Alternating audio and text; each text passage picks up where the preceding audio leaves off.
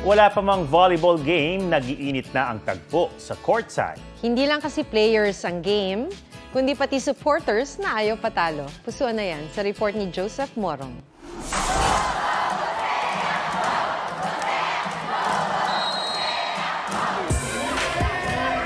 Kung sa larong volleyball, palakasan ng palo ang labanan,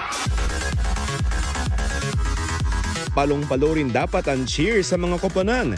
Ito ang mga di maaawat na paligsahan sa tumblingan, dive and dip, splits, at pagwawala na may kaunting cheer.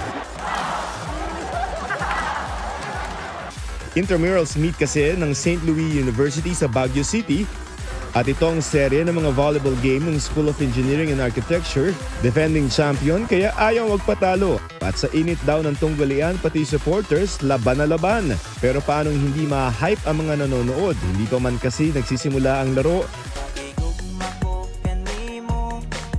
Ang mga players mismo may sarili ng pakulo. Kaya manalo man o matalo, award na nila ang natanggap na suporta. Joseph Morong nagbabalita para sa GMA Integrated News.